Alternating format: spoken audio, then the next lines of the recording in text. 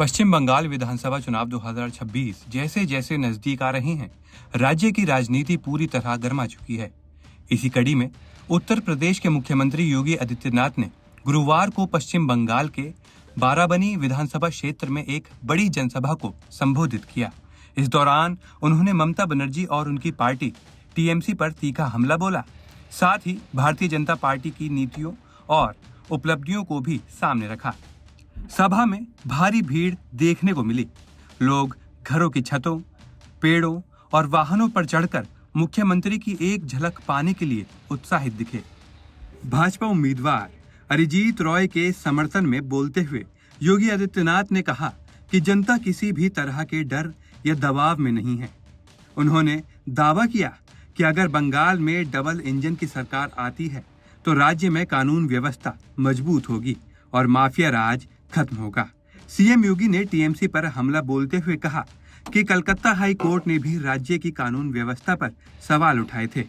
उन्होंने कहा कि हाई कोर्ट ने टिप्पणी की थी, यूपी से बुलडोजर मांग लो, गुंडों के उपचार का एकमात्र वही साधन है। कोलकाता हाई कोर्ट ने कहा था टीएमसी की सरकार को कि दुर्गा पूजा में भी सुरक्षा नहीं दे पा रहे हो, क्या तुम्हारे पास बुलडोजर नहीं है? यूपी से बुलडोजर मंगा लो। इन गुंडों का उपचार का वही एकमात्र साधन बचा है। इसके जरिए उन्होंने ये संदेश देने की कोशिश की कि राज्य में अपराध और अराजकता पर सख्त कार्रवाई की जरूरत है और भाजपा सरकार आने पर कानून व्यवस्था को प्राथमिकता दी जाएगी। अपने भाषण में योगी आदित्यनाथ ने उत्तर प्रदेश का उदाहरण देते हुए कहा कि वहां पहले अपराध और दंगों की स्थिति खराब थी, लेकिन अब हालात बदल चुके हैं।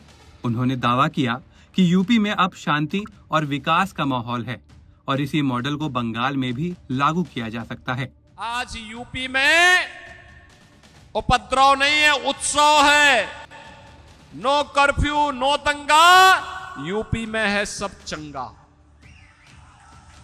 इस बीच तृणमूल कांग्रेस को एक बड़ा झटका भी लगा है। मुर्शिदाबाद जिले की जांगली सीट से विधायक अब्दुल रज्जाक मंडल ने पार्टी से इस्तीफा देने का ऐलान कर दिया। उन्होंने आरोप लगाया कि पार्टी के भीतर उनके खिलाफ साजिश रची गई और इसी कारण उन्हें इस बार टिकट नहीं दिया गया।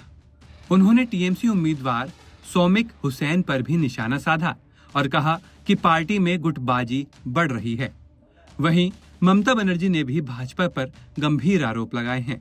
कूच बिहार की एक रैली में उन्होंने दावा किया कि भाजपा चुनाव के दौरान राज्य में अशांति फैलाने की साजिश कर रही है।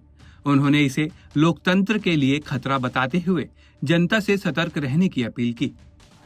माथा ठंडा करे इलेक्शनটা করো। এদের প্ল্যান হচ্ছে বাইরে থেকে এনআইএ নিয়ে এসে নিজেরাই বোম মারবে, মেরে তোমাদের নামে দোষ দেবে। चुनाव में एक और दिलचस्प पहलू हिंदी भाषा वोटरों का बढ़ता प्रभाव है। अनुमान है कि करीब 50 से 55 सीटों पर हिंदी भाषा मतदाता निर्णायक भूमिका निभा सकते हैं। यही वजह है कि सभी राजनीतिक दल इस वर्ग को लुभाने की कोशिश में लगे हुए हैं। कुल मिलाकर पश्चिम बंगाल का चुनाव इस बार बेहद दिलचस्प और कांटे की टक्कर वाला बनता जा रहा है। एक तरफ भाजपा सत्ता परिवर्तन का दावा कर रही है तो दूसरी तरफ टीएमसी अपनी पकड़ बनाए रखने की कोशिश में जुटी है। आने वाले दिनों में ये देखना अहम होगा कि जनता किसके साथ खड़ी होती है और राज्य की सत्ता किसके हाथ में जाती है।